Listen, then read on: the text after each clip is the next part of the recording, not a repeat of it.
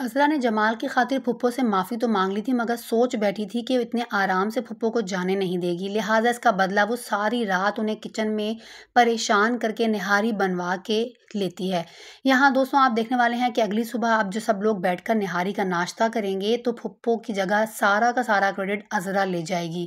बातों ही बातों में वो कुछ इस तरह से कह जाएगी कि सबको यही इंप्रेशन आएगा कि फुप्पो से ज़्यादा तो अज़रा ने ये काम किया है।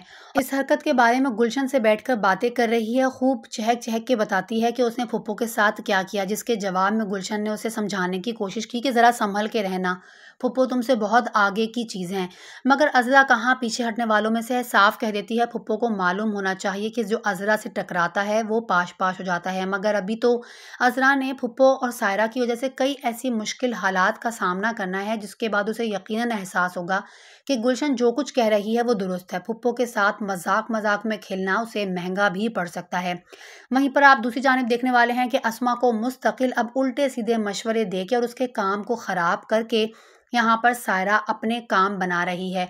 यहाँ ना तो उसे अकल है ना शऊर, लोगों से बात करने की तमीज़ नहीं, मगर हर मामले में इंटरफेयर करना ज़रूरी है। मिसेस तनवीर का जोड़ा ख़राब करने के बाद अब वो उसे मज़ीद उकसाती है कि शौहर बर्दाश्त नहीं करते हैं कि उनकी बीवियाँ उनसे आगे निकलें।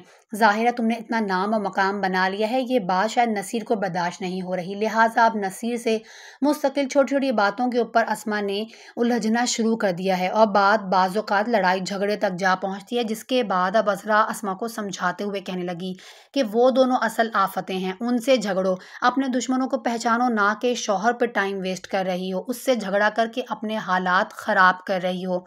मगर अस्मा तो हमेशा की तरह यही सोचती है कि शायद अज़रा की शक्की नेचर उसे ये सब बोलने पर मजबूर करती है, मगर उसे अंदाज़ा नहीं है कि अनकरीब अज़रा की सारी कही बातें सच साबित होंगी, जब अस्मा को यहाँ सायरा इतना बड़ा नुकसान पहुँचाएगी कि उसे रियलाइज़ हो जाएगा कि उसने क्यों अज़रा की बातों पर कान ना धरे।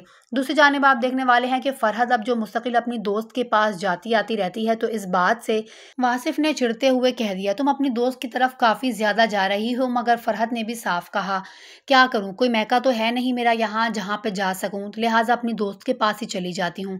ये बात उसकी बिल्कुल दुरुस्त है, बेचारी सारा दिन घर ही में रहती है, कोई ऐसी जगह नहीं जहाँ जा सके सिवाय अपनी दोस्तों के, और वो भी सबको खटकती है, बाज़ औक़ात अज़रा को भी। बहरहाल मज़ीद आप देखने वाले हैं कि अब फ़रहत जो बेचारी फुप्पो के शिकंजे में बुरी तरह से आई हुई है, उनके मशवरों पे चल के वासिफ़ के साथ लड़ाई झगड़े करेगी।